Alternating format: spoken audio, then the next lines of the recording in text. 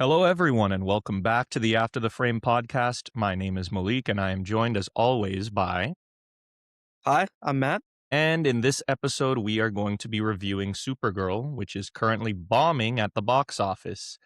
Yeah, what are your general thoughts? I mean, it's been a little over a week, 2 weeks now that it's been out. What were your thoughts on this one?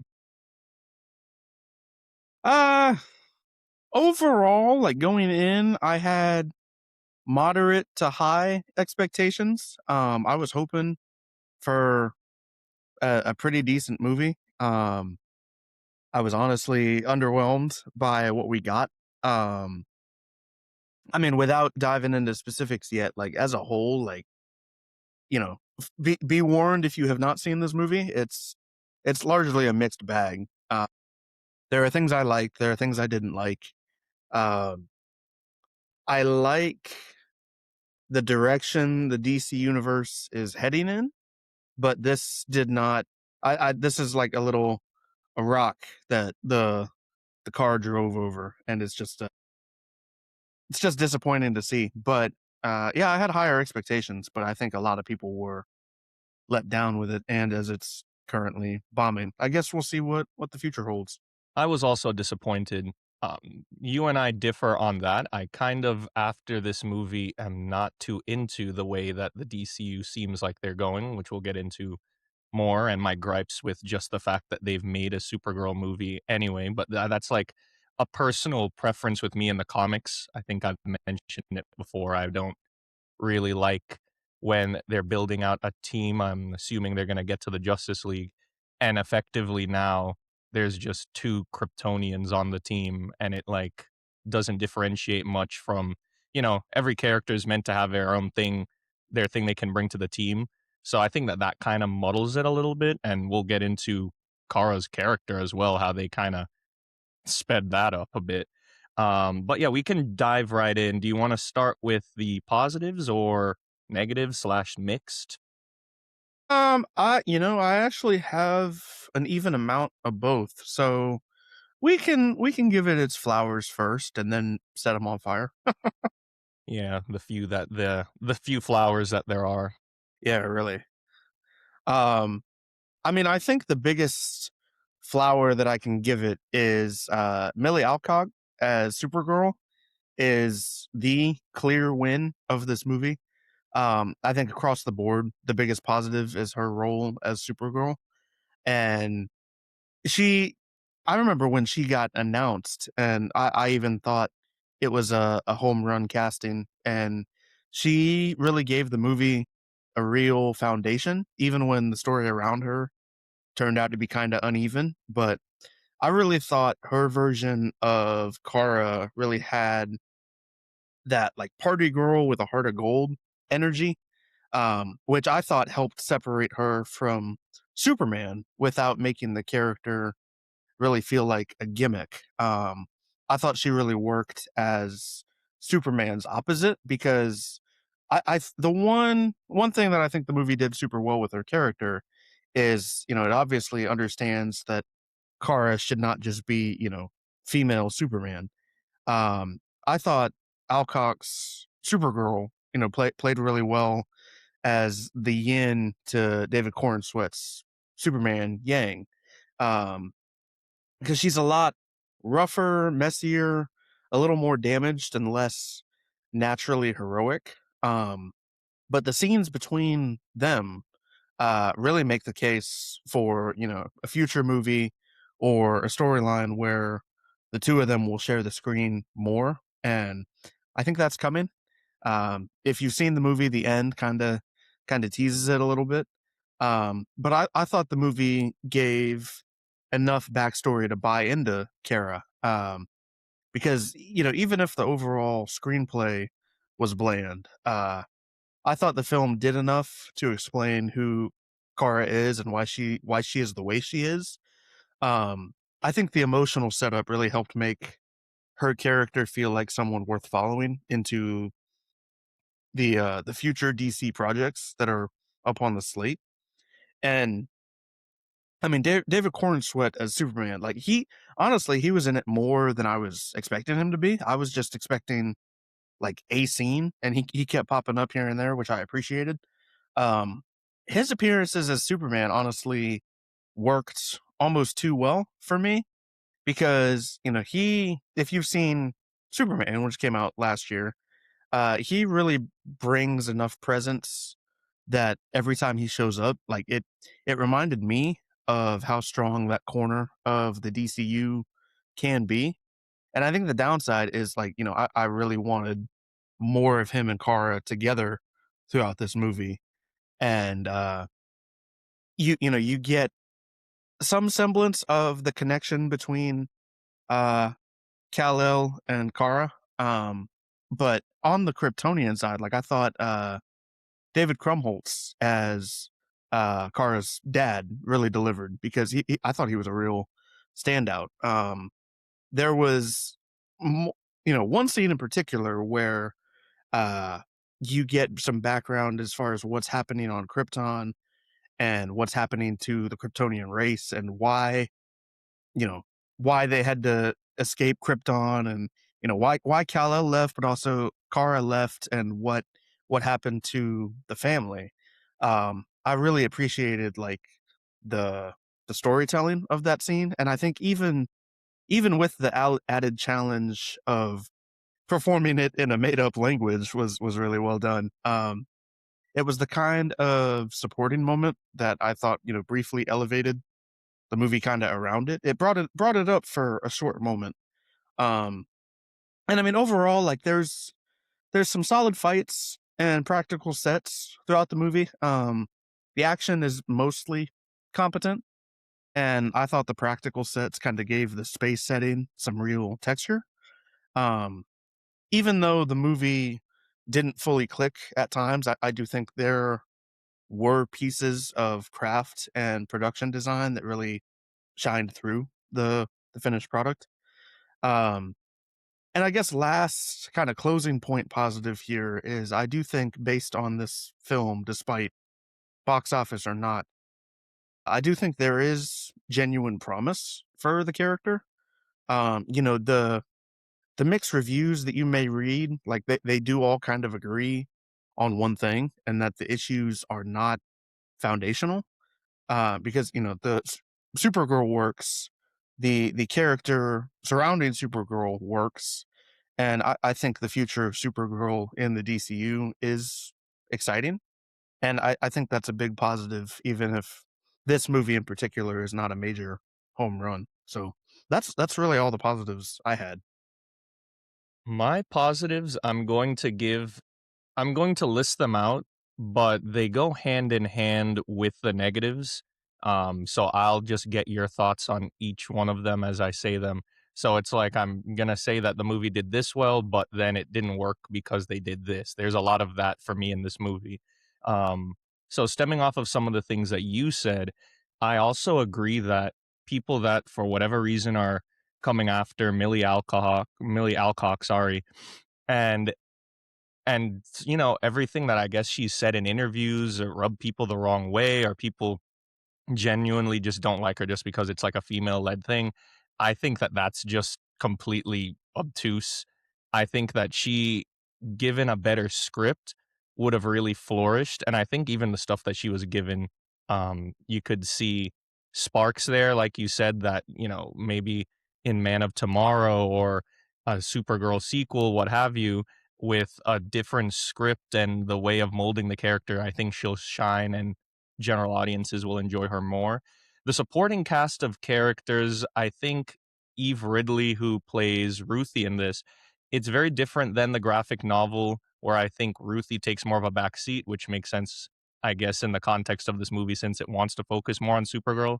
I think that she also did very well for what she's given, and from my research, it seems that this is her first film or first work. So I think like it being her first thing that she did really well.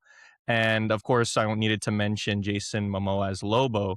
I think that he is having the most fun out of everybody in the cast playing his character. He's not in it a ton, and I've seen some people say that, oh, he was kind of inconsequential. He was just kind of in the movie, which I don't mind. Like if you're fleshing out a universe, I don't mind, like, you just have characters that you could argue, "Oh, like, you could have taken him out the movie, it wouldn't have changed anything," because that's how it is in everyday life. You'll just go to a coffee shop and bump into somebody and, they didn't need you didn't need to bump into them. It's not gonna, change the trajectory of your life, but that's just how things are, and every scene he's in, it makes sense because they tie him in as the bounty hunter that's going after one of, Krem's, friends. So it all made sense. Where I think the film lacks in the character department is that they don't do a lot when it comes to nuance for the characters. You mentioned that Supergirl is a good yin and yang with Superman, and I agree. I think that their chemistry is really good on the scenes that Superman is in. However, I feel like the scenes that throughout the course of the movie, it's a lot of the film telling you or having the character tell you things rather than like it just trusting the audience to kind of know what's going on.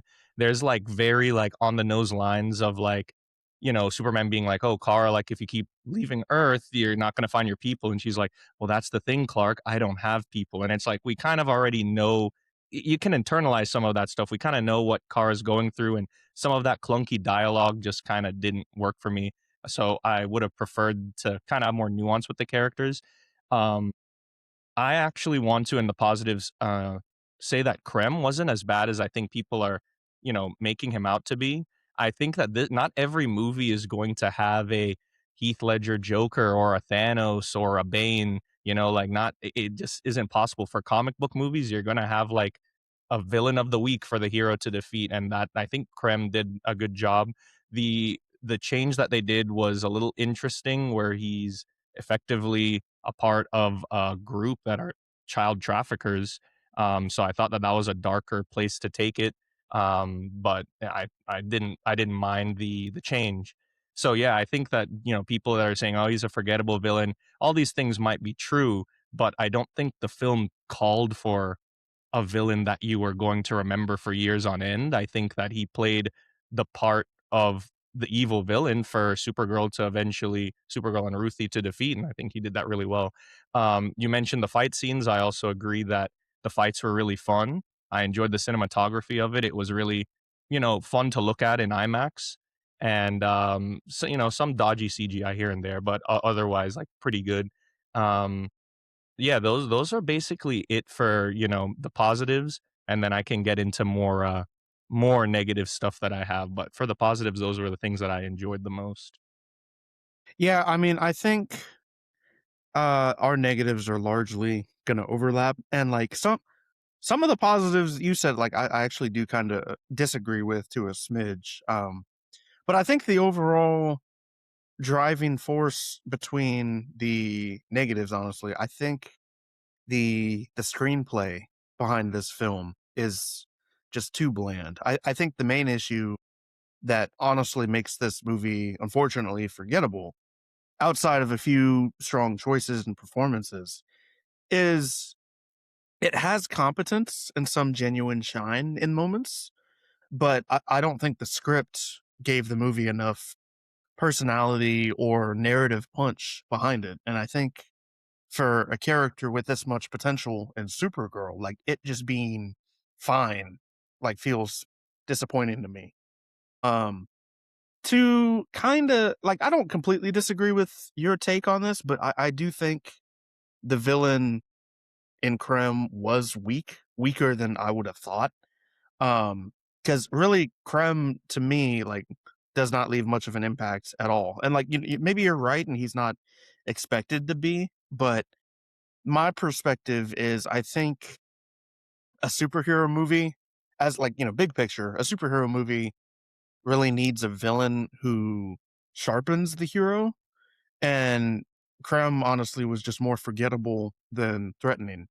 And I think to me that hurts the stakes and honestly just makes the movie feel flatter than it should. And like if you've read, Supergirl, Woman of Tomorrow, the comic book, you can see the changes they made with Krem are pretty night and day. I do appreciate the adjustment they took in, you know, rather than a one man army, like they give him a group, and that group is, doing things that are bad. I think that gave it a little bit more staying power. Um, and then like the supporting cast, Lobo is probably one of my favorite characters in the DC universe, comics, material, like all of that. Like, but in this one, he just doesn't fully pop, on my opinion. Like, I think Jason Momoa as Lobo should be a layup on paper. Like, I remember reading an interview or like watching something a while back, and it was Jason Momoa like recounting his experience to that point in the DC universe back when he was still playing Aquaman. And I remember like a clip or something saying like Zack Snyder called Momoa and it's like, hey, I have a role for you if you're interested.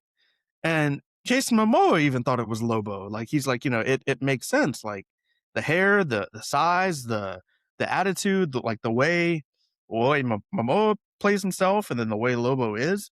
Like it's just a match made in heaven. And then Momoa gets cast as Aquaman, and like I don't think he was a bad Aquaman. It was a different adaptation than what I think most people would have liked to see, but I don't think he was bad in it. But even then, he was like, I would love to play Lobo, and so now he gets the opportunity in James Gunn's DCU. Um, and like based on the reactions and things that you see online, and even my own take, like I think Lobo unfortunately felt like strangely muted, like almost like a low energy version of what I think should have been like a chaotic scene stealer, and I think that's a missed opportunity. And like it could be fleshed out. I'm fairly certain he's in Man of Tomorrow. Like I think we'll see more of him because I mean Cast is it's getting Jason too big. Momoa. Yeah, it's very early in the cinematic universe to be doing that, but I mean, hey, it is Brainiac, so we'll see what's going on there. And then so Ruthie, honestly, I thought she distracted from Supergirl. The sidekick dynamic in comic book movies is, I want to say, rarely done, and like sometimes it works, sometimes it doesn't. In this instance, it didn't work for me, and I don't think it worked for everybody. But I think instead of deepening Kara's story, like I thought Ruthie pulled attention away from the character, the audience actually wants more of. Because I don't see her popping back up in any time soon, maybe in a cameo or something. But I think for a movie trying to launch Supergirl, the character, like I think the focus should stay locked on Supergirl and have like, obviously Ruthie was going to play a role if you've read the comic, but I I appreciate the swing that they took in trying to give her more to do. And as a performance, like I thought, for her first acting role, like it was pretty good. Um, but I feel like the character concept as a whole, like it pulled away a little bit more than I would have liked. I think the space setting that you see kind of between them hopping through different planets or like exploring this universe, I thought it needed a little more personality because for a movie that goes cosmic, it didn't differentiate itself from other space-based superhero stories. Like it almost felt, and it's James Gunn, overseeing the whole thing. It felt largely Guardians of the Galaxy esque, but not in a good way. Um, because like in the Guardians movies, like you see them go from planet to planet to planet, and there's a purpose, there's a story behind it. Like whether they're visiting the Nova Corps or visiting I'm blanking on the character's name, but Nowhere. yeah, nowhere. I was gonna say visiting Benicio del Toro's The character, Collector. the Collector. Yeah, uh, there's a purpose and there's a reason, and like you see those planets touched on throughout the universe. Like in Infinity War, like Thanos shows up at nowhere and gets the Reality Stone. You're not gonna see any of those planets that are in Supergirl probably ever again. Like you might get Krypton. I mean, Earth like is an outlier, but all the other ones like you're not going to see again. I would have liked to see some more, unique identifiers from them. Because I think if you're going to take Supergirl into space, as they did, I think the worlds really need to feel distinct, weird, and memorable and have a purpose for why they're there. But instead, like I thought it drifted into, familiar Guardians of the Galaxy adjacent territory without enough oomph on its own. Um, so I mean, that was just something that's probably a little more nitpicky of a dislike. Um, I guess final closing points here for my negatives, and feel free to go on top of these. I think, unfortunately, it is a drop off from Superman. I mean, I think it would have been a realistic assumption to assume so going in, just because Superman was on the highest of highs. Um, and the comparison is probably unavoidable because, David Corenswet appears as Superman in both movies, and the movie is part of the same, DCU momentum.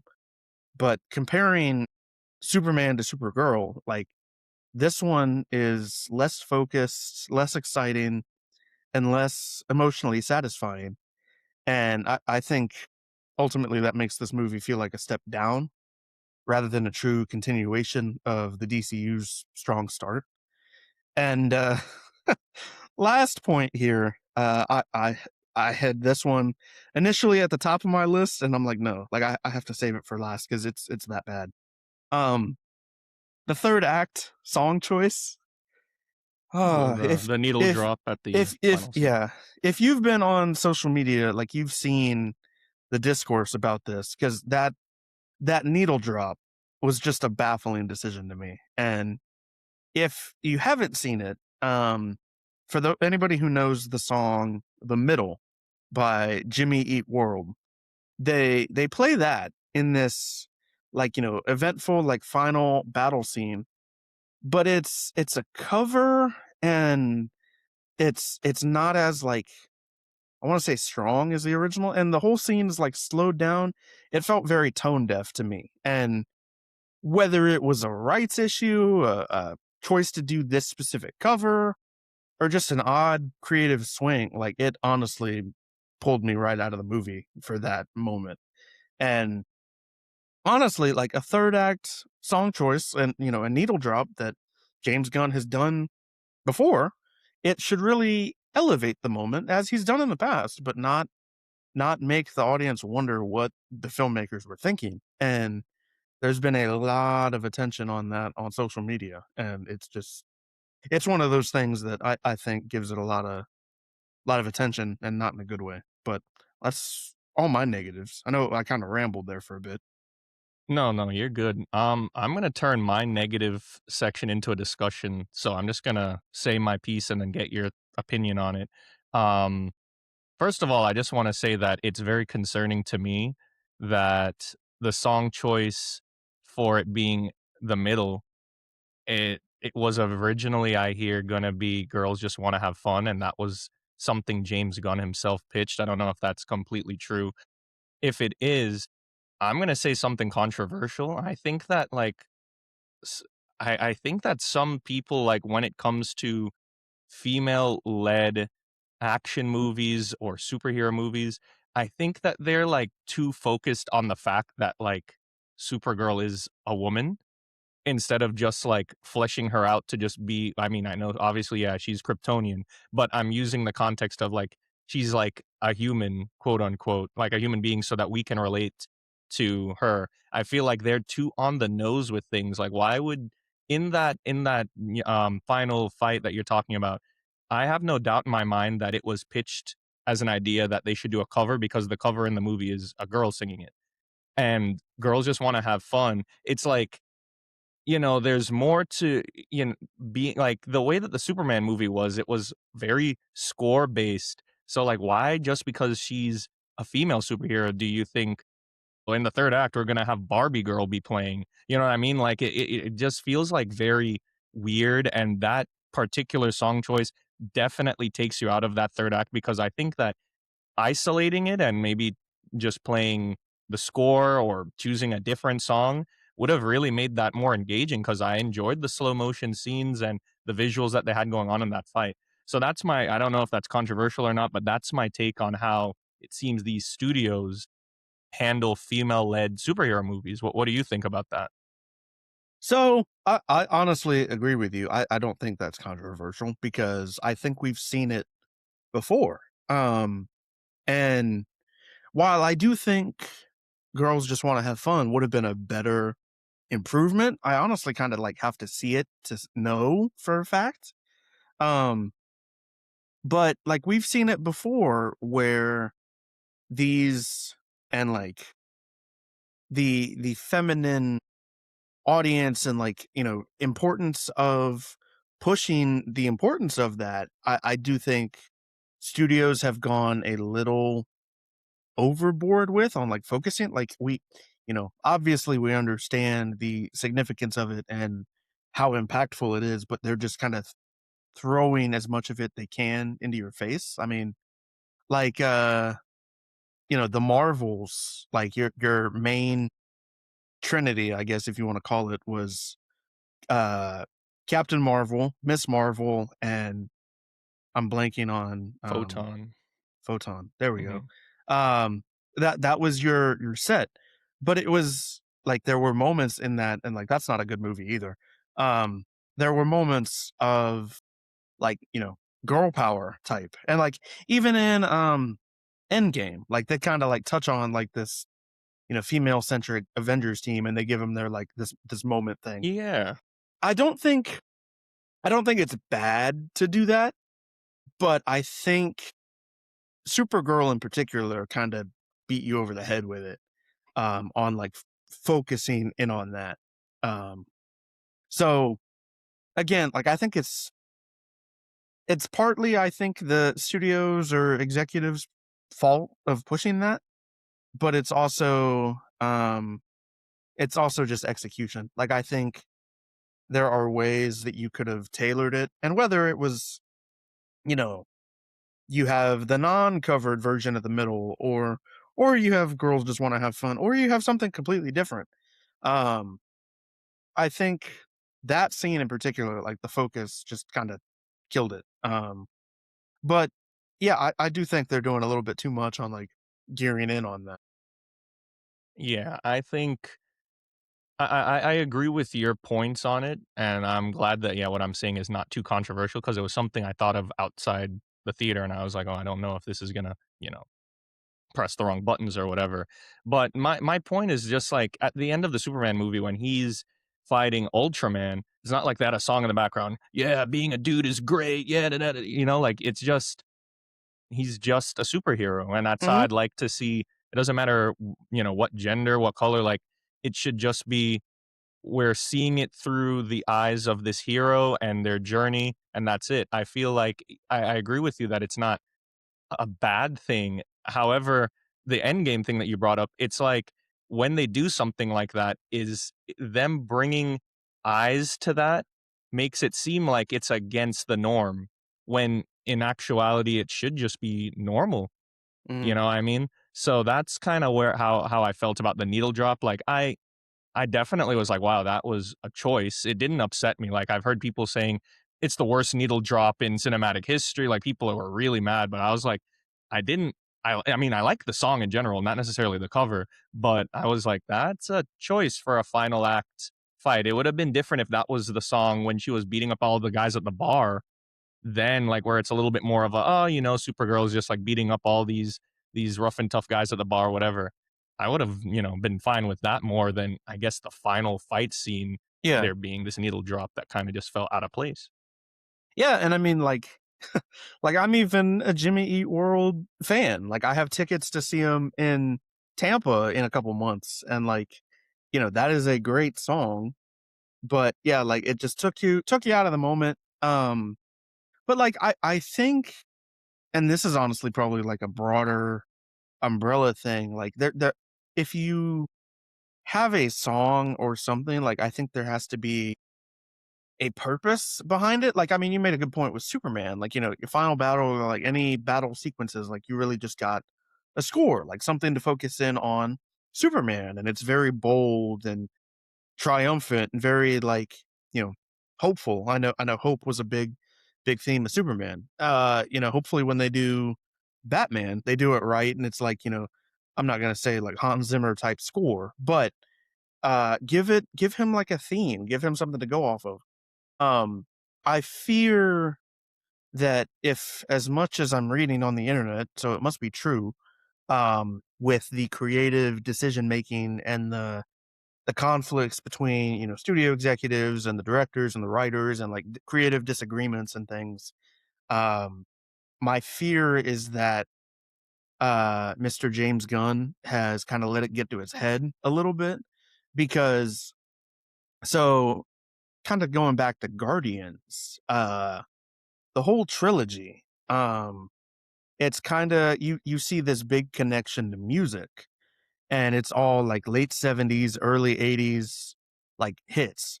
Um, but if you've seen the movies and you understand Peter Quill's character, it's all connected because he has this little mixtape that was made by him and his mom. Like, music was their thing, and your soundtrack was basically Peter Quill's mixtape.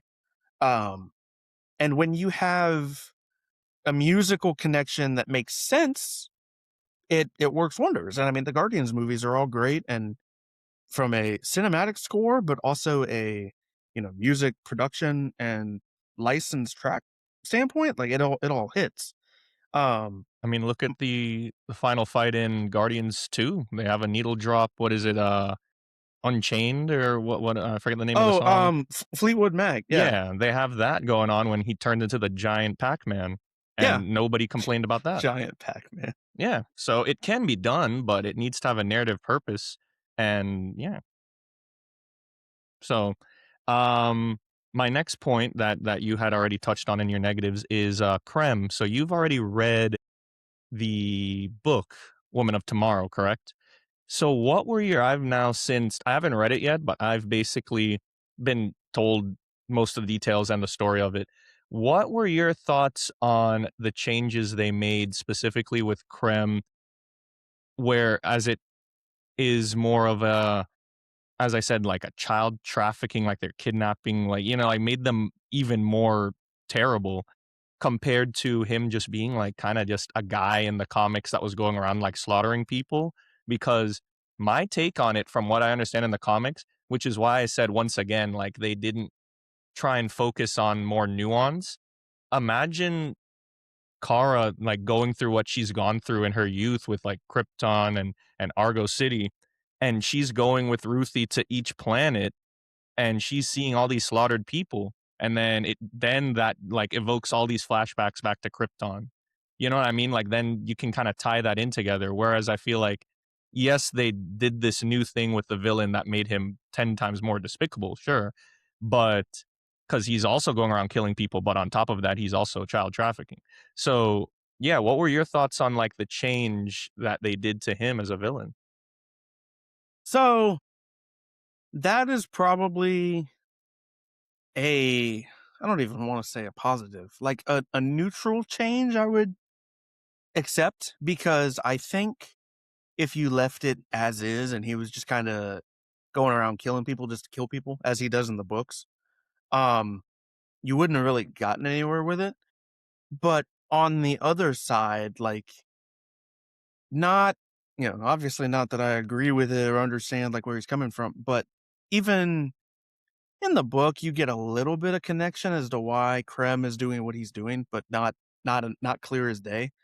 Um, I'm not trying to compare Krem's rationale to Thanos' rationale behind doing what he did, but I think it could have amped it up a little bit to get a little bit of a background, like what made him this way, and like why is he running this camp? Like, was he tortured as a kid, and this is his way of like righting the wrongs that happened to him, or is he just evil just for evil's sake? Because I mean, in the comic, he's just kind of a dick, and a homicidal dick at that point. Like, it's just like he just causes chaos just to cause chaos. And so like, if you've read on the internet, like there was apparently the theatrical cut that we got, and then there was a scrapped like 11 minutes of director footage, and apparently the test screenings were, narrow enough to give the theatrical cut the advantage. But supposedly that director added footage gives a little bit more background to Krem, and like who knows what was contained in those extra 11 minutes. Maybe it was, all, you know, background on Krem and kind of you get an understanding of his character. Apparently, from those like test screenings, that people actually connected better to Krem, and I do wonder how disparate of a gap we get. Um, so like I guess to close out this point, like I respect the swing that they took. I think it made sense to do so. I just would have liked a little more substance behind it. Yeah, and them making the choice, I feel like after hearing what you just said, even if they added backstory, the choice of him being a child trafficker, it really doesn't matter what his backstory is because the audience is not gonna be like, "Wow, I sympathize with his past," like, Yeah, it's like it's he's not. just doing wrong. Like, Yeah, that really doesn't matter. So, yeah, they kinda put themselves in, like, a corner with that. My next point is Ruthie and Supergirl's relationship. So, I'm gonna lay it out this way because this was probably one of the most frustrating things to me, even from the marketing standpoint. Supergirl's whole thing that she keeps on saying to Ruthie, and she even has like a line in the trailer, so it's not even a spoiler, where she's like, "Oh, Ruthie asks like, what's the difference? Like, what's Superman like? What's the difference between you and him?" And she's like, "Oh, Superman sees the good in everyone, and I see the truth." And through the whole movie, they keep on making it seem like Supergirl has had these like interactions with people in the past that would make her not trust people. And, oh, she keeps on phoning in, "You don't wanna kill Krem, it's bad for you, your revenge is not the answer." But the what does she movie, do? well, yeah, but, like, I'm guessing that that's their whole thing at the end of, trying to make it different from what Superman would do, and they'll probably clash heads about that, kinda like what Hawkgirl did to, the Baravian, president or whatever in Superman. Um, but, yeah, I felt like the film was trying to say 2 different themes at once and couldn't, they didn't wanna just pick one. So, also, the decision for them to have it that Kara, I mean, this is a spoiler, but the movie's been out for 2 weeks, so whatever, it's a part of my point. Kara in her flashback when she's telling Ruthie, they they show that Kara is not alive when Krypton itself is actually, destroyed. She's born only knowing Argo City and then anything Krypton related, I guess her parents must have, like, told her or she learned in school, what have you. But to me, I think that's a very drastic change, and I think that that kind of I don't know if how that's handled in the books, but to me, when I was watching that, I was like, "Oh, that kinda detracts a little bit more from, like, I don't know, I feel like the trauma that, like, the character goes through, because from what I understand in the books that she basically saw Krypton or her home die twice and had to like grow up with that. And then Clark just, oh, la di da, always thinks everything is all good and great and everything because he's had that privilege of growing up with Ma and Pa Kent. And then that's why they butt heads.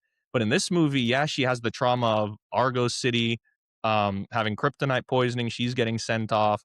And then they're just going on about her feeling like out of place. It was like a character that didn't feel like she had a home, but then when Ruthie gets introduced, she's big on revenge isn't the answer. And I'm like, why? The Yeah, audience has not seen you have an interaction with somebody else in your past that would make you be like, I see the truth in people. Clark just thinks everybody's great. And I'm like, who was not trustworthy there? The only thing I could have thought that an idea I just had was on Krypton, maybe she finds out the same way that like Clark did that, that Krypton was trying to actually have this Viltrumite type thing going on. But in the movie, her parents are actually quite nice and send her off to Earth to be with her cousin and tell her to do good. Um, and they even make a reference when they see Clark go off that like, oh, he's the one that your brother wants to be the conqueror of worlds or whatever. So yeah, what do you make of this whole weird theming thing with Supergirl in the movie? Because that I think was like the one thing that I was like, wow, like that made no sense to me. so I think it's one of those gaps that unfortunately this universe has fallen its way into because uh like you and I have talked about this, and they it's one of the things that I think comes out of not doing a fresh reboot because the audience, you know, is probably educated enough on Supergirl the character to kind of know her background and things. But for the context of this universe, like you don't see any of it. Like your first proper introduction to Supergirl in this universe is when she freaking crashes into the Fortress of Solitude at the end of Superman to merely pick up crypto.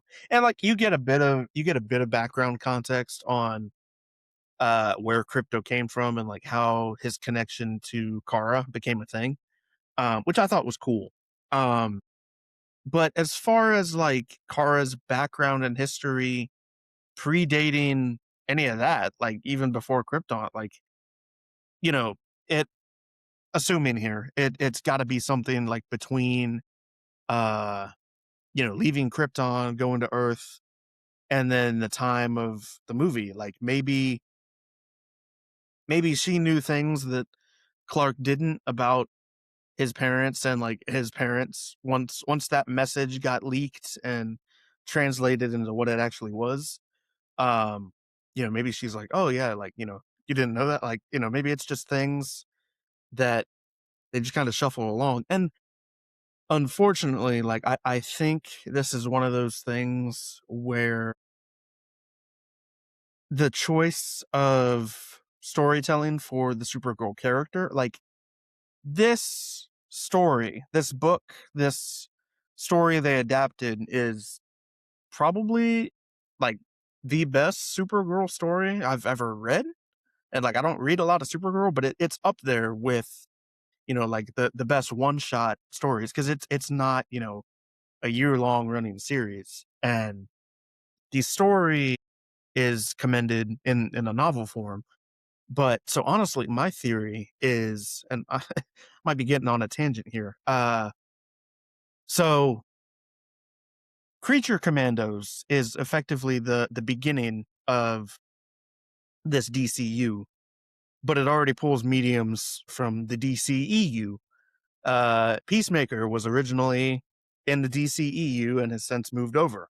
Um, it does make me wonder if, like, between this movie and Superman, like, if elements were kind of being pulled from material that had already been existing, because uh, Supergirl, like, you first see in a live action appearance in The Flash, that dreadful movie. It makes it makes me wonder if there were connections between that adaptation and then they just reversed course and they said, "Hey, we're just gonna start fresh, but take a similar story." And then like, Man of Steel, like maybe they had some sort of plans. That one's more of a long shot, but I could see like long point and story to say like this Supergirl story is probably not the best introduction story that they could have made. I agree. And I don't remember if it was a tweet or something I saw on TikTok or whatever, but it made a very good point. And we'll get into talking about the future of the DCU, but so somebody made a graphic of like if James Gunn was doing the MCU, Mhm. and it was the first movie was Iron Man, second movie was Iron Heart, which is the Disney Plus show, and then the third movie was Venom, like completely separate universe, but like modeled after the Clayface coming out Mhm. this fall. Um, and I think it's just the choice of medium to adapt for this character. Like it's a great story, it's a great standalone story, but I think introducing the audience to this character kind of just went by the wayside. So, Yeah, to touch on basically what you said, I think, and I mean, at this point now, I'm at risk of spoiling the comic, but yeah, the comic itself is told all from Ruthie's perspective, mhm. and it would have been difficult to have, the Supergirl movie. be told from this little girl's perspective and basically just telling like a story of something that happened in the past when they need the universe to so I agree. I don't think that this should have been the first thing that they adapted. They should have either come up with their own thing. Maybe we find out what she was doing, why she didn't bring crypto with her during whatever the events of Superman were, because she's completely fine having crypto on her benders to different planets here. She's not worried about passing him off to Clark. So we could have found out what was going on there. This obviously seems to take place after Superman. Um, and in the end, Krem is put into the Phantom Zone in the comic book, and of course they couldn't do that in this because what the There's no fuck is a such thing as Phantom Zone in the uh-huh. DCU? That doesn't exist. So yeah, it was an interesting choice, I thought. So I agree with that. Well, so, Um, mhm. spoiler for the book, like, not only does he go into the Phantom Zone, uh, he doesn't even die. Like so as you said, Ruthie is telling the story, and when the final battle with Supergirl and Krem and Ruthie is all said and done, yeah, they banish him to the Phantom Zone, and then there's basically a flash forward, and Ruthie like lets him out, but she's like old, elderly, like when she's telling the story. She freaking just whacks him with a cane, like doesn't even kill him, just whack. And Krem just walks away. Uh, and then, but like, he's old, she's old. But again, he doesn't die. And yeah, it makes you wonder where this Supergirl, revenge is not the answer. And then, oh yeah, just like it makes you wonder where that comes from. It's But just what's so frustrating to me, and I think basically everybody that's been talking about this movie, is that there is ingredients within this script or within the movie that seems like they could have done something interesting. If they wanted to go down this route that Kara's continuously like, don't do this, trust me, it won't do, whatever. I don't know what they're going to do to tie Brainiac into Man of Tomorrow, but they could have done something where it's like, I don't know if they're gonna go the route that Brainiac is actually a creation of Kryptonian, like he's an AI, and then he was like one of the reasons that like, they could go that route.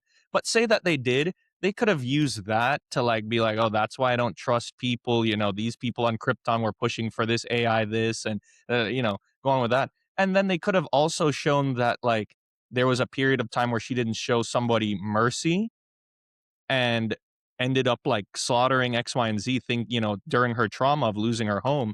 And she realized that it didn't help her trauma anymore, just like being cruel.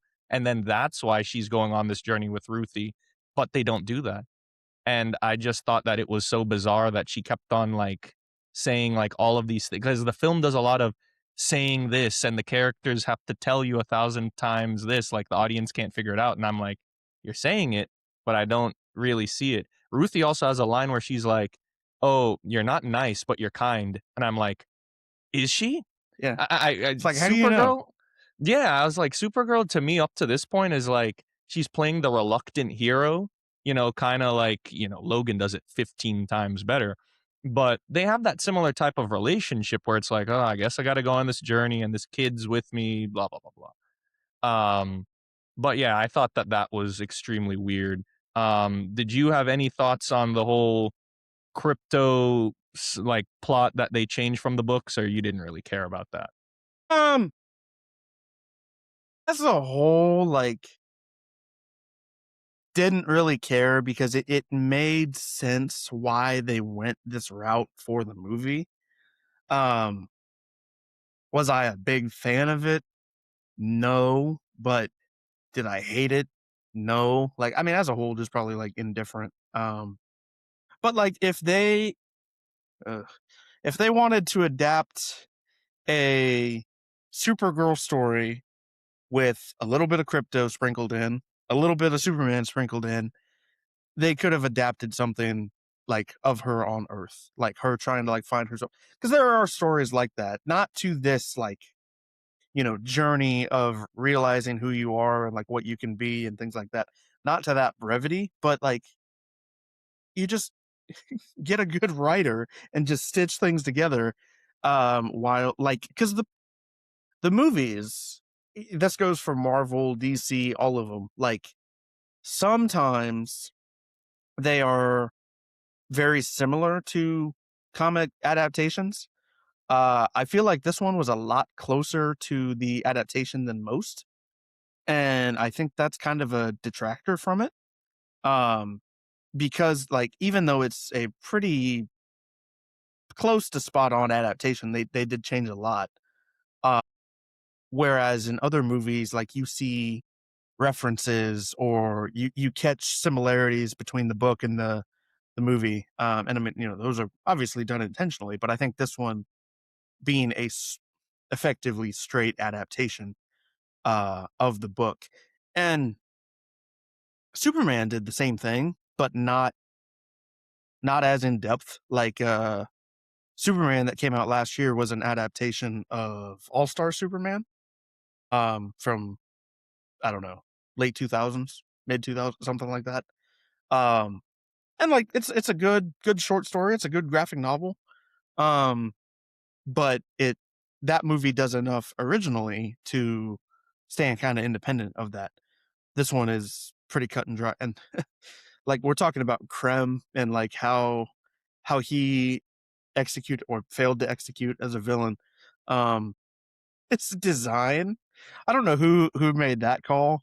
They just wanted to Terrible. be really different, yeah. That's absolutely horrendous. Like When he I looks saw like how a he looked in the comics, I was like, "The hell is going on here?" yeah. It's like what happened? Like what are you good? Like he turned into like a porcupine. Yeah, basically. Um, I have 2 more, well, one little point, and then, like, we'll go into the discussion of the future of the DCU. I thought, and I don't know if you agree, but I think that Kara's ending with her character and where she ends up with Clark on Earth and everything seemed like it was very rushed in this movie. It seems like she was having all of these, like, identity issues, "I can't find my home." She went on, like, a journey that, as I already stated, was very, like, revenge esque, like teaching about revenge. And then by the end of it, they're trying to convince me that she's like, I'm ready to be home at Earth now. I felt like that was all very, very rushed. And it was like they took like a trilogy of movies, similar to like what they did with Iron Man in the early MCU movies. And it's like they just took like a trilogy of movies or even like just 2 movies of Supergirl and we're just like, all right, yeah. Like we have to rush this up now. She needs to be she needs to be a man of tomorrow. Like we need her on Earth. And I was like, "That's so weird." What did you think of her progression? It it was very abrupt, and it's just kind of like you would in an ideal case, it would be like okay, hey, I go on this bender of drinking around the galaxy, and then I go through this instance of saving this girl and helping her get revenge or a resolution against this bad guy. I saved my freaking dog, and you would expect like she's like okay, I know where I'm at, I know what I want, uh and she just kind of lackadaisically wanders into Clark's apartment at the end of the movie, and she's like, I'm back, but like I don't know what I want, like I'm still trying to figure that out, but I'm home, I'm here. Yeah, she starts calling Earth home, and I'm like, It's like "When that's did a that that's happen?" that's a switch up. It's like what happened here? Um and then I wouldn't be shocked to see more of that in Man of Tomorrow, for better or worse. Like, I mean, that movie is looking at, doomsday level additions of casting. At this point. But I'm afraid she's gonna be like, there's rumors flying about who is gonna be in it, who is not gonna be in it. Um, and it does make me wonder where like her character is gonna fit in because it's like as a super powered individual, there is not much different between her and Superman. Like it's bar for bar, same powers. You know, she stole my whole fucking flow, word for word, bar for bar. Like they're the same thing. Um, it it does just make me wonder like how her character is going to fit in, and hopefully they execute it well. But yeah, no, I agree. Like I think the ending as a whole was just kind of rushed, and it was a half-assed resolution. I think like it's just like really like that's what you're doing, and they just ended it to end it. Yeah, yeah, the last thing that we can discuss before we give our ratings. The future of the DCU. I'm in the camp that I'm a little concerned just because at first when I saw this movie, I was under the impression, oh, James Gunn, as usual, is just so occupied with whatever he's got going on. He's not like Kevin Feige was never directing and writing movies. He was just always being involved in producing them. But obviously, James Gunn has had the first three DCU projects, and now he's dealing with Man of Tomorrow. So I was like, oh, maybe he just kind of let this one slip through the cracks and it's no big deal. Come to find out, he was actually very involved in like the process per Craig Gillespie. So when I hear James Gunn saying, "Oh, I only greenlight great scripts," and he got this, I'm concerned now for the other because I told you, I think I texted you, I was like, "Listen, I'm very concerned how he's gonna handle Batman because the dialogue in the DCU right now is not it for me, and Batman needs to be handled with a certain type of care, in my opinion, and I think the general Matt audience." Reeves. Yeah, exactly. So, I think that if he puts out a Batman movie in this DCU and it is like this, the DCU is done. I think if the fans reject it, like, that's, like, where they're not willing to be like, "Look at what happened to the DCEU." Man of Steel, everybody was like, "Oh, it's very different, dark or whatever." Batman v Superman comes out. No, wrap it up. No good. Can't mess with the Dark Knight. So honestly, so it's funny you make that point. Um, so I think Man of Steel is a good movie. It's not great, but it's good. It is very different compared to what you would traditionally see from Superman. Like, comparing Superman from last year to Man of Steel, like it's a night and day difference. Um, but that said, like I do think Man of Steel is a good movie. Uh, BVS is just mid. Like there are things that are good, there are things that are bad, there are things that are really bad, but there are things that you understand like where they came from. For me, the ship really sank with Justice League. Justice League. The that dreadful movie. Zack Snyder's Justice League is really really good. Mhm. Um, and the crazy thing is like there's not that much difference between like the material that went from one to the other. There's additions, but as far as like the scenes that stayed or everything that things that the minor changes, like it's a significantly better movie. Um, so my thing with the DCU, and this is going to be a hot take. Um, I honestly would prefer if we were in an era where cinematic universes did not exist and you could just kind of tell stories as independent stories with an intent behind them. If you have an overlap, sure. Um, but I think your universe should be written kind of like a book in a way. And it's funny because they're adapting comic books.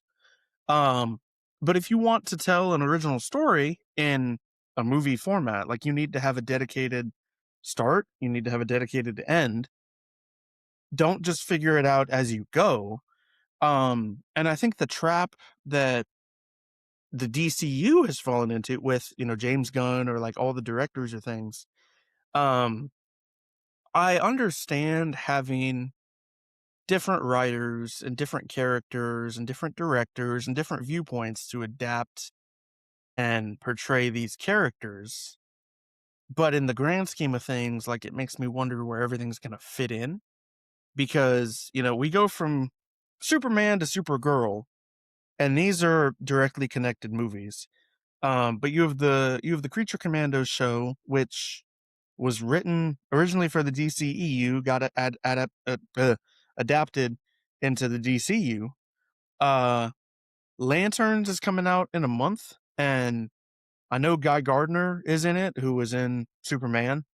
So like you've got that connective tissue, but we don't know how Hal and John Stewart are going to connect to the grand scheme of things. Um, Clayface, like while I am really excited for that movie because it's different. It's a thing we haven't seen before. It takes place before Superman and Creature Commandos and all that. But so that if you look back to when the DCU was like announced and they were laying out their plan on like what they plan to do for this first chapter, Clayface just wasn't in there. It was just non-existent. And they get this script from Mike Flanagan, who's a really good writer. I have confidence in him. They get this script and it's like, oh yeah, we're rolling with this. And they like immediately put it into production. And it's like, who knows how it's gonna fit into the grand scheme of things. Um and like part of part of the gun effect is we're getting adaptations of all these smaller, lesser known characters who knows how they're gonna fit in. Like He loves that. well, so I'm not opposed to it as long as there is a rationale and a connection for having it. Because so like Guardians of the Galaxy, like that was his first like real comic book movie. Um and you bring in this ragtag group of characters who all have their own, connections or things. But so like the real connective tissue with the Guardian stuff is Gamora, who is the daughter of Thanos. And so right away you had a connection to the big bad of the DCU and you see MCU. yeah, MCU, Mhm. sorry.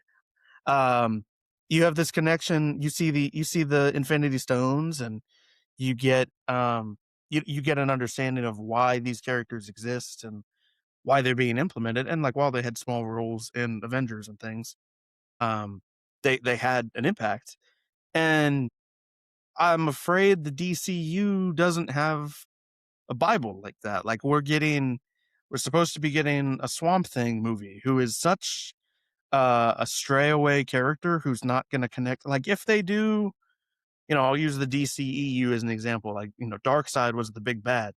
Swamp Thing ain't doing shit against Darkseid. Like he's just getting lasered and his roots are gone. He's dead.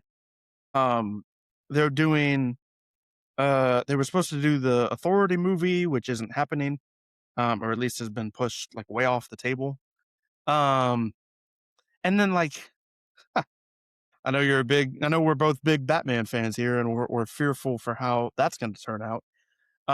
Because the plan for Brave and the Bold is to make Batman Unk basically, and he's gonna have Damian Wayne. It's like, okay, hey, we got Nightwing, we got Red Hood, we got Robin, Red Robin, whatever you want to call him. They're probably gonna do Oracle in light of Batgirl. And it's just we're cutting straight to Damian Wayne, and Batman's in his like mid 50s, while Superman's in like his early 30s, if that.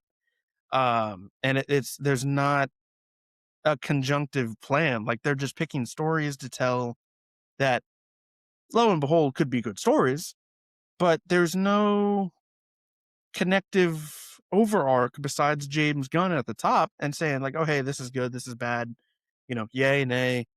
There's no concrete plan. So like I would prefer part of going back to why I think cinematic universes should not be a thing, because we've seen that you can have good movies not really connected to anything else. Like the Spider-Verse movies, like while they do kind of have elements connected to broader Spider-Man, like you know Spider-Man from the video games pops up in Across the Spider-Verse, or like you see a live action Prowler played by Donald Glover. Like they have like small little cameos or things, but it's not connected to the MCU, it's not connected to the Sony Morbius verse. um and like the Dark Knight trilogy is one of the greatest comic book trilogies. The Dark Knight is probably the best comic book movie ever. That had a conjunctive, start, end. Nolan had a plan from start to finish and executed quite well. Meanwhile, this one just seems kind of be going by the wayside. Yeah, I'm being very pessimistic just because I already had my reservations from the first thing. Like when they did Creature Commandos, I was worried. Like I was very excited for, when he announced he's just basically going to be doing a new universe. I was like, all right, we need to start fresh at that time. The DC, like Warner Brothers like screwed up, like getting too involved in Zack Snyder's vision, everything kind of screwed that up. So I was like, yeah, it's fine that they want to restart it. But then I was like, the first thing is Creature Commandos. And then I found out that it was something that James Gunn was already going to be releasing regardless. And he's just bringing it into the DCU. And I was like, that's not a good idea.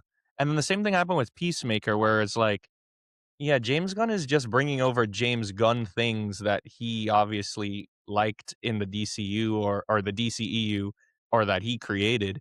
And I kind of think that he has to be a little bit more, I don't know, as like now that he's like the head of creative basically, I You think he have to has to, think for the yeah. broader umbrella. Yeah, a Like bigger think of picture. what's good. Yeah. He's already said though in interviews that he and Peter Safran already have like a, between them and the writers that DCU have, they have like a 10-year map. He called it like a roadmap to like where they want to go, and Yeah. obviously I think they did a better job of using Peacemaker and kind of bringing it into the DC. Like Lex Luthor's in there. I think the whole um salvation thing, I think that is gonna bring forth like something going on that ties into Superman and whatnot. But I saw a meme the other day where it's like, oh, DC fans are like to James Gunn, Where's Wonder Woman, where's Batman, best I can give you is Sergeant Rock." That's basically how it feels like in the MCU. It's MCU, you have to give them the credit though, because they were swinging with some B, C tier, not very household name Marvel characters. At that point, it was just you had Fantastic Four, you had the X-Men, Spider-Man, and the Hulk. Everybody else is like, oh yeah, maybe I've heard of Captain America. Yeah, I know of Iron Man. Yeah, I know of Thor. But like nobody would have been like thinking, oh, these guys are gonna, be box office hits. And that's just what they did. They just focused on the characters, and each movie, it was very simple. It's like the first I just rewatched Incredible Hulk like yesterday. And yeah, it's Iron Man has its own thing. Then the Incredible Hulk, it has its own thing, is in the same universe. The after credit scene ties into Iron Man. It just little pieces is all we need. And it would be as if like the MCU in the beginning had the rights to everything. And instead of starting with Spider-Man, the X-Men, Fantastic Four, they're like what you said, they're like doing Iron Man and Ironheart and Venom, and you're like, so everybody's obviously going to be like, where's the Spider-Man movie? Yeah. Where's X-Men? What's going on? And I don't know. We still don't have an answer. Allegedly, it's a rumor that Wonder Woman is going to be introduced in Man of Tomorrow, and I think that if that is the case, a lot of things will like people will kind of calm down because I think now it's turning into the Superman cinematic universe and not the DC universe right now. And I think that people are kind of wanting to see more of the heavy hitters. We're getting Green Lantern finally. We've not had any mention of a Flash, no mention of a green. Why in Supergirl did they not go to Mars and show the Manhunters or something? You know what I Yeah. mean? Like they could have done like how you said, make it a little bit more different just to like show that hey, we're not doing it yet, but this exists in the universe. It's something we can come back to. So yeah, it's very weird. Like it just seems like in his universe, he just has this mindset where um we kind of have a broad roadmap, but if a writer comes to me with a decent enough script, we'll go ahead and just start greenlighting it. I'm hearing they're doing a Jimmy Olsen and Gorilla Grodd show Uh-huh. before Batman's getting a script. It's Like, ridiculous. where are the priorities at? It doesn't make sense. So I'm a little more after seeing this movie. I'm definitely more in the, I don't know. They're gonna have to win me back this year with Lanterns and Clayface because right now I'm not too I know it's just one movie, but just the way that this movie was so blah and could have been way better. And I'm very concerned that James Gunn read the script and was like, this is a fantastic script. Like, that's very worrying. So, yeah, that's my 2 cents on the future. Say that one more time. What was that? Fantastic. So it's funny. Like I know you and I have joked about it, and it's like we're kind of at the point where it makes me wonder what the juices flowing for building this universe were, because I think when it comes to creating, DC properties in general, like, say you start fresh, say you scrap everything. Superman, Batman, Wonder Woman, like those three are your starting points. You can have the Flash, you can have Green Lantern, like those are, you're probably two heaviest hitters after that. Um We saw like Arrow was successful as a TV project. Like, I mean, they could probably keep, that consensus forward based on that. Like, he's probably become a more popular character. But like use your source material as kind of like how to build an adaptation slash original story, like whatever you want to tell. Um and I mean, you can go back to animation, you can go back to video games. Like there's all these good adaptations of comics or even original stories that were created. Like probably like last year, maybe the year before, it was revealed that somebody like made a pitch for a Batman Beyond movie in like the style from like the Spider-Verse movies, just kind of like inspired by that. You saw some frames, you saw some images, and it was like there was interest, but DC ultimately like shot it down. I think that movie would make a bajillion dollars because now I'm probably just a Batman Beyond apologist and stan, but like that is not a traditional Batman story, but it's set in the same universe from, the Justice League, the Batman the animated series. It's set well after that. Like it's into the future. So like if you've seen, for those of you who have seen the Spider-Verse movies, like Spider-Man 2099, like that's Batman Beyond is basically that equivalent. Um, but there was no like it's funny you say like Gunn and Safran have this 10-year plan, this 10-year Bible on how they plan to do it. I saw something the other day that like James Gunn his contract is set to expire at the end of the year. Like it's probably going to be renewed. But it's like if you have this 10-year plan, like why would you not entrust everything to like see it through, and like why is your contract only so short? Like Kevin Feige, like he's been running Marvel since 2008. It's 2026. Like that's 18 years. And like rumor has it is he's going to step away after Secret Wars. But as we approach Comic-Con, like I wouldn't be shocked to see announcements for post Secret Wars. And like you made a good point with how Marvel kind of stood everything up because they did it without Spider-Man. They did it without the X-Men. They did it without the Fantastic Four. They got lucky with the Hulk because like, and even though that's probably like my least favorite MCU movie, or it's close. Um, like Marvel to this day can't make a Hulk movie because they don't have the rights. Like it was only because of Universal that they got lucky. Um, and like they don't even have the rights to Spider-Man. Like they still have to beg and plead Sony to, collaborate. And then they just basically bought the rights to X-Men and Fantastic Four. Like we just got a Fantastic Four movie and we're going to see the X-Men implemented. But they did it so quickly, I feel like. As soon as they got the rights to all of those things, Deadpool, yeah, comes out. they've They done a good Charles job with it. Xavier is in, Multiverse of Madness, like, they aren't fucking around. Yeah, and like it's not hard for DC. And like, I know there's been a lot of discourse online about, obviously the Batman Part 2 is coming out next year, which the first one is an incredible movie. While it's not set in this DC continuity, it is still being produced under this Elseworlds label, which is basically what they're throwing a bucket of anything that's non DC non DCU. So like the My Adventures with Superman show, like that's in that bucket. Like there's a lot of content, but I feel like they just need to streamline it. Like Marvel does a good job with like their stuff, like their movies and live action television shows, and I guess What If you want to include that too. Like that's all within the mainline MCU. Like it there's a timeline built out that they have it going start to finish. But like, you've got X-Men 97, which is a follow on from the original X-Men cartoon in the 90s. Like there's a story there for that. There's their new, honestly obligatory Spider-Man animated show, which like has similarities to the MCU, but it's not connected at all. Um, but they make it very clear, like it's separate, and but there's no overlap.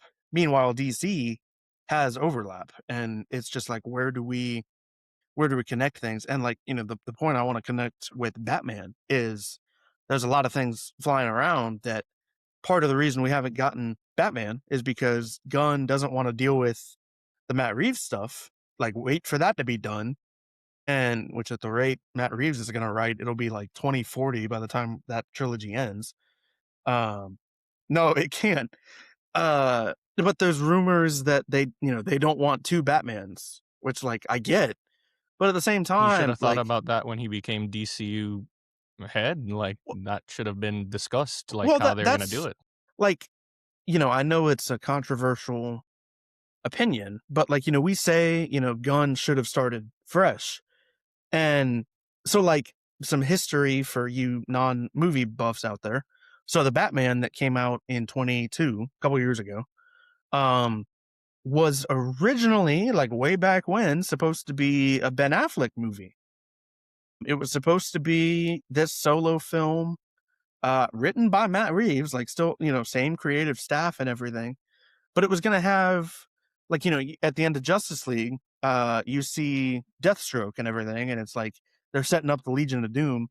The Batman was supposed to have Batman and Deathstroke and somebody else. I don't Yeah, and think Joker Deathstroke was in it, finds but out about, Bruce Wayne being, Batman yeah, as and well. This is like gonna be the plot. they have a plan set up of how to integrate that in the DCU, and then Ben Affleck was originally going to direct it, and then he bowed down. Matt Reeves came in, wrote the whole thing, and then Ben Affleck just said, "Hey, I'm done with Batman." So then they pivot the movie. They don't cancel the movie, but they pivot the movie, and then Ben Affleck is like, "Oh, hey, I'll come back for this dreadful Flash movie," and then they they reboot the whole thing. Um, but like, so honestly, it's probably a miracle that we even got that Robert Pattinson Batman movie because it was so excellently done. And you will honestly still see a lot of opinions about like, hey, what if Robert Pattinson was the DCU Batman? Now we're at the point where that can't work because things are too separate.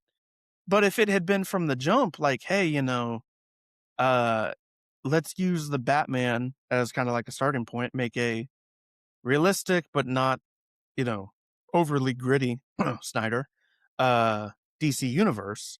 And like you might have had a more realistic Superman, but it wouldn't have been as dark and gritty as Man of Steel. Man of Steel. Um, like I mean, Gotham is always dreary and raining and stuff. You could have easily had a Metropolis, like just in the sun and make there are doubts that I do have if that were to happen. But again, just going back to the start fresh and have a continuous plan. And while the MCU is still going almost 20 years later, uh they they are going to their source material and they were going to effectively the Bible of comic books to see what they can pull in because they were smart and didn't really address like X-Men. Well, they couldn't address X-Men in the movies because they didn't have the rights. But there are stories that haven't been told that they still can tell, and they find unique and innovative ways to go about it. And DC just is not cooking. Yeah, I'm sorry to hear all of these things because I'm really rooting for the DCU, but like every bit of news that comes out, like it's like I think James Gunn is a creative mind. I just think that sometimes he gets in his own way. Like even when I'm watching some of his stuff, I'm like, I feel like if there was somebody in the room with him telling him maybe this doesn't work, maybe, but he kind of just is just always the one that's doing the decision making. So that's what he's hired to do. I rewatch the Batman as I do every couple months because I just love watching it. And yeah, I was like, yeah, there's no way they could convince me that the Batman's in this DCU. Like when you watch the movie, it's just so tonally different. It just looks like so. And yeah, I understand that he said that in the DCU, oh, every movie is gonna be different. We're gonna have different creators doing that, and I get it. But like, it would be so You gotta jarring to have see. you Yeah, gotta have connective you tissue. have to make it look like I could see this person walking onto the like this like if I saw Robert Pattinson in his suit pull up in his like muscle car Batmobile into Man of Tomorrow, that it's just gonna look weird. It's just like not. It's like Space Jam. It's like Michael Jordan and the Looney Tunes. It's like they're two different things. So yeah, just it's so different that yeah, as you said, if they kind of built it off of the Batman instead of trying to, because he said in interviews that he's had discussions trying to figure out how they could potentially just bring Robert Pattinson's Batman into the DCU, just like kind of be like, oh, like retcon that it was always a part of it or whatever, and they start referencing it or whatever. Oh, the flood in Gotham, blah blah blah. But yeah, just the way that Matt Reeves made the movie, which is no fault on him because back in 2022, obviously he's not going to know what was going to be going on going forward. Yeah, it's just it's not going to work. So if James Gunn's plan is to just continue the universe along just with Superman, basically, I think that people are gonna kinda reject it because I mean, like, Superman's great and everything, and I really liked the movie last year, and his interpretation of Superman is good. David Corenswet's, like, a fantastic Superman, but he just doesn't tend to be everybody's favorite hero. He can be a little bit bland, like, even though James Gunn has, made him a little bit more, quote, unquote, "punk rock," if you wanna say, but you're gonna need some of the heavy hitters to start coming into the universe to have people interested because Supergirl is just not like why put Supergirl in that spot and not Wonder Woman? Like if you're looking for like a female-led superhero project, I've been hearing the lot for the longest while, oh, Paradise Lost is gonna be a show. It's gonna like, be an Amazonian civil war before Diana's even born.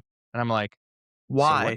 Yeah, why? Like I think that there's just like a lot of projects that I keep on hearing about, and I think James Gunn just has this thing with just even the cast of characters. I mean, the movie is good, but the cast of characters that he decides to use in the Suicide Squad.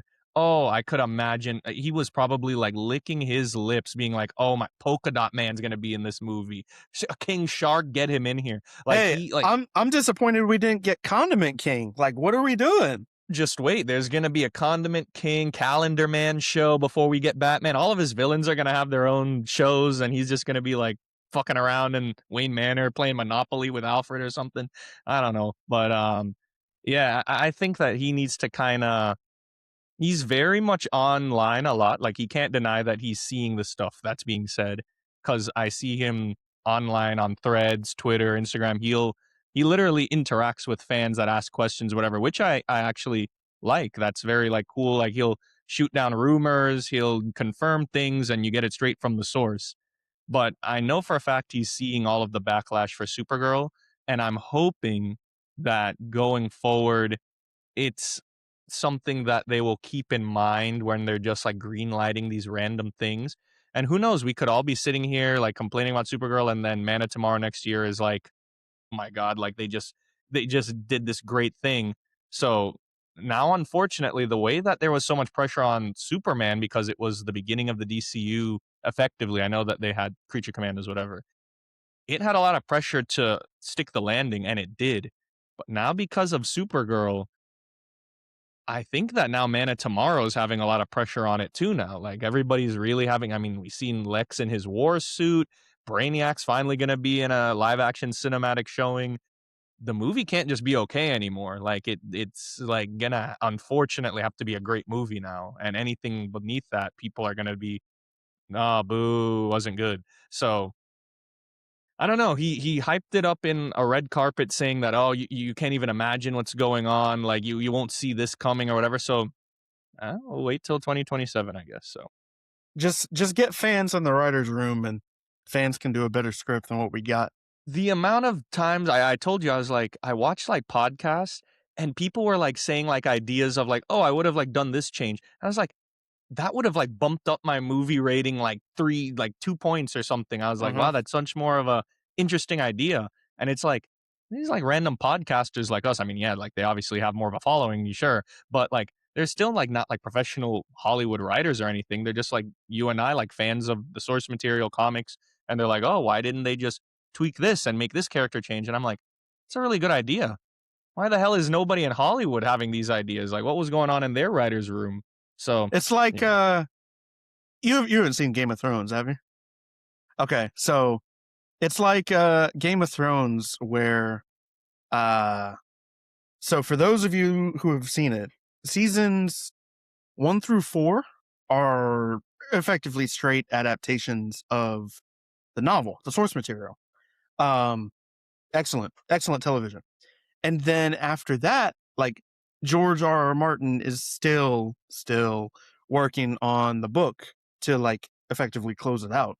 And so they say, allegedly, that they used material provided by the writer, George R. R. Martin, to like help produce and effectively finish the show. And then like seasons 5 and 6 of Game of Thrones are okay. No, like they're still good, nowhere near to the level of quality as the first couple. And then it just nosedives. And in the last season, like the last season is still probably like the most controversial season ever. In a negative way. Like, you have Breaking Bad that is a controversial ending. You have The Sopranos, which is a controversial ending. Game of Thrones is like controversial in like a bad way. Um, and to this day, like fans are still saying like, well, what if we did this and that? And like, so there's an infamous clip on YouTube where like one of the screenwriters is like talking about a decision they made in one of the episodes in the last season. And they're like, well, they're like, we see time pass from X, Y to Z, and Daenerys Targaryen, Danny just kind of forgot about this iron fleet that she had in the sea. And it's like you cut back a season, which is like, probably 6 months, 8 months in like show timeline. And she's literally like flying a dragon above this army of boats. And it's like, she forgot, huh? It's like she forgot about the, it's like, fans or like people who were educated on the material could easily do something much better. And that's the struggle with adapting things. Like, we've reviewed movies who have had original material, and some have been good, some have been bad. Some you've got, directors who are known for quality and they kind of step down a little bit, but it's, original storytelling, you always kind of have that hit or miss. But when you're adapting something like comics, Star Wars, Game of Thrones, like any pop culture thing, like you will have fans, and I'm guilty of it. You'll nitpick things and be like, like we're doing now, like, what if they did this? What if they did that? And it'd be so much better. Like, I get like that with Star Wars. I mean, this DC is a good example, Marvel, like anything that has a passionate fan base, like you can identify things and just kind of run with it. And it's just like, what were they thinking? Yeah, I can't really understand. I mean, I know that the fans obviously like we have a different love for it than you can say that some of these Hollywood writers that are just like collecting a check or whatever. But these studios are very quick to like cancel shit, fire people, go a different direction if they're not making the money that they want. And to me, if I'm spending $100 million plus on a movie, I'm making sure it's gonna be at least a good movie. I mean, not every movie is gonna be a 5 out of 5 classic, but it can't be a $200 million okay movie. Like, there's just like, what? That Well, I doesn't mean, make any just think sense. about and like, shout out Warner Brothers. Like, look at Batgirl. They use that as a freaking tax write off. Like, they had that whole movie ready to go. It was done. The connection to the DC EU was like TBD because it had like Michael Keaton as Batman and like who knows what was going on in that movie. But it was done. It was good to go. You could have put it on HBO. Like you could have just put it out there, seen what happens. It's like, nah, that cost us 300 million to make, tax write off. Or like, and it's actually coming out now after people protested, but like the Wile E. Coyote, like hybrid Versus animation Acme, movie. yeah. Yeah, Mhm. that movie's actually coming out, but they originally Warner Brothers shelved it because it was like, oh, tax write off. Like, it's just like, you know, Wasting money. if it blows up in your face, it blows up in your face, but you've got enough money to where you can be fine. And I think, this all comes back to Supergirl. Like, I mean, while it is bombing at the box office, like Gunn and Safran have said, like, hey, we're headstrong with our plan. We're just going to keep chugging along. Like, while this is not the outcome we hoped for, like, we hope and we have hope that things will trend in a better direction. And like, we have a plan and we're going to stick by it. Yeah, I don't know how these studio heads don't really see the whole money making thing. I think that the modern audience is a lot more refined, I want to say that I mean, Supergirl is like case in point, or like some of the MCU stuff. Studios can get comfortable and think, oh, we can just put out whatever the hell we want and people are just going to come out because of the names attached. Not anymore. The only time that that happens now is if children are involved because kids don't know shit. Like they literally, it's a kids movie. The Minions movie is going to make $1 billion. And I can guarantee you the movie's not cinema. It's a Minions movie. It's a kids movie. You bring a bunch, you have families going, bringing all their children. It's going to make a lot of money. Um, Toy Story. Well, Toy Story, that's a different case because that's actually a good movie. But like it can be done. But I think that these studios, like obviously when it's like young children, that's going to make a lot of money. It's just basically, oh, we can just put out whatever movie, it prints money. But if you're trying, like the target audience for Supergirl is certainly not the target audience for Minions. So you kind of can't just be like, oh, well, Superman made a lot of money last year. Supergirl is attached to Superman. We can just put out whatever, it'll make money. That's just not how audiences are anymore. I feel like look at Obsession, look at the drama. Like these movies were not high budget movies, but word of mouth, people watching it, people understand quality. And then now these movies are making so much more money than the studios probably ever would have thought. And that's how it goes. And now Supergirl, unfortunately, after the first weekend, I don't think I've heard anybody actually say it's good. Like all the reviews I've watched, that most, myself included, because I know I'm higher on the movie than you, I would say it's just fine. Like I had a friend text me saying, "Should I watch Supergirl or should I watch Toy Story 5?" And unfortunately, I was like, honestly, if you have to pick between the two, you have to watch Toy Story 5. Like it's Mm. much more worth your while. You know, ticket prices are more expensive. I definitely recommended Toy Story 5. So yeah, like the bad word of mouth is something that's also we're seeing now, as I said, with Obsession and certain other movies that when, maybe a group of people don't want to watch it initially, but then, that first weekend hits and everybody's raving about it. And then everybody feels like, oh, well, I have to be a part of it. Memes are flying around online and TikTok and the sounds and everything. People want to know what's going on. Supergirl just didn't have that. It was very just, Mm. It was literally like in big 2026 having a cookie cutter superhero movie when people are talking about superhero fatigue. Like you can't do that. So that's my final thing on Supergirl. You have Yeah, any I mean, final thoughts? so I do have one, and you kind of made a good point that I'm gonna like. So I'm gonna get flamed on this for saying this, but this is so you've seen a lot of movies. I've seen a lot of movies. But I think the one thing that I have grown to understand, like as a movie fan, but also like a person, like I think a lot of people need to have an eye for quality and like have an understanding of what is objectively good, what is objectively okay, what's objectively bad, like what you know where things stand against each other. And I mean, I'll I'll give my number, and how I go with like numerical ratings is like, I'll kind of be in a range for a little bit and then evaluate it against other films that I've seen, you know, that year or like in general, and just kind of weight things against another. But um like, as a like it's funny you mentioned kids movies. Like as a young fan, um I was young. I won't date myself. Um, you remember the old Green Lantern movie with Ryan Reynolds? Yeah.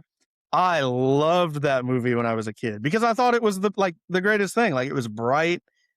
You could connect with Ryan Reynolds.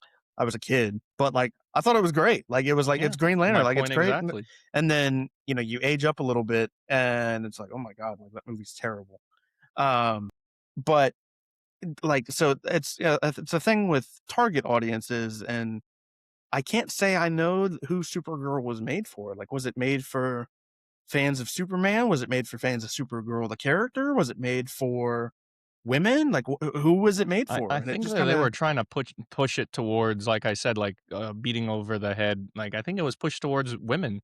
The change with like the villain, the song choice at the end, and just some of the character choices, I am assuming that they were, like, thinking, "Well, we can just put out, like, a fine script and women will just come out to," but, But like, yeah, that's a poor way of looking at things. Like, yeah, it and doesn't it, make any it sense. just it just didn't deliver. But yeah, I don't think I have anything else. We can get into ratings. We've had a long and thought provoking discussion. Yeah, this movie was, like, literally nothing, but it could have been something, so it's called for talking about to see what other people think. So, yeah, what did you give this movie? So initially, I know I was talking with you about this. Originally, I was in the realm of like a 5.5, 5 to 5.5 to 6. I eventually settled on a 4.6 out of 10, which is unfortunately lower than I would have thought, lower than I would have liked to be. But that's just kind of where it sits, like with the quality. Like, Supergirl herself, the character, and the actress, the performance is fantastic. But everything else around it is just bland, uneven, weak. Like, it's not a disaster, but it is disappointing what we got. And if you are a diehard fan of DC or the Superman comics or, superheroes in general, like, I would see it, but it wouldn't go like, I think you can wait until streaming, which is unfortunate. Yeah, if even that. I'm gonna stick with my original rating, even though I think in retrospect it is maybe lower.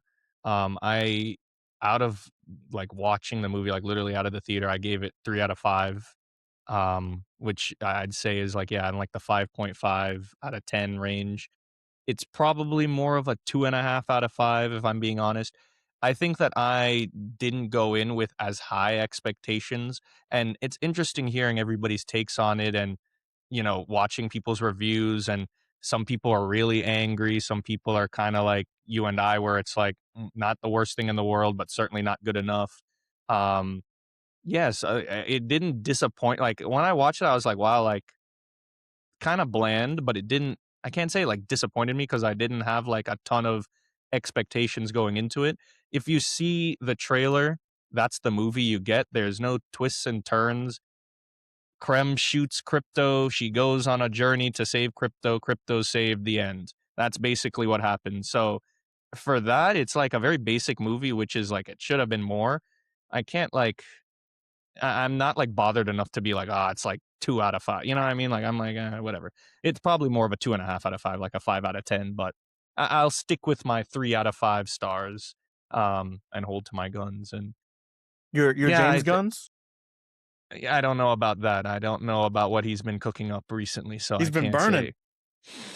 Let's see. I mean, I mean, we might look back at this and be like, "Wow, we were really harsh. This is the second movie," and I'm hoping that's the case. But then it calls to question: is anything not directed and written by James Gunn going to be like this? Then we have an issue on our hands. So we will see. Obviously, we'll review a bunch of stuff, but I want us to also review Lanterns when that season is complete. We'll have our thoughts on that, and then Clayface in October, which is not that far away now. We're already in July, so and then later on this month we have Spider-Man: Brand New Day, which I would be willing to bet my house is much better than Supergirl. Um, and I wanted to also shout out the podcast turns 1 years old. Um, it's basically our anniversary. I think it was yesterday exactly, right? Or was it 2 days ago? I didn't find an exact date, but it was around this time last year that we officially got the ball rolling because Whatever the Sunday was after Jurassic World Rebirth came out, like we released that Sunday. I don't. It is around here though. It was in July. I do remember because Superman yeah, came out July 11th, maybe if I remember correctly, and that was our second thing that we did. yeah, So yeah, it should be around here. So 1 years old, or 1 year old. So yeah, that's a good achievement. We've been doing this for a year, so yeah, good congrats to milestone. us. And thanks to everybody for sticking around because then, you guys getting entertainment value out of it and enjoying to hear our thoughts and discourse on Supergirl and other, various franchises and movies and our general thoughts. I mean, it keeps us keeps us rolling. So Yeah, and I mean, for this episode, I think we've prattled on much. I mean, we're almost at the runtime of Supergirl at this point. yeah, But yeah, if you have nothing else to say, then we can sign off and say goodbye, and we'll see you guys in the next one. yeah. Take care, everybody.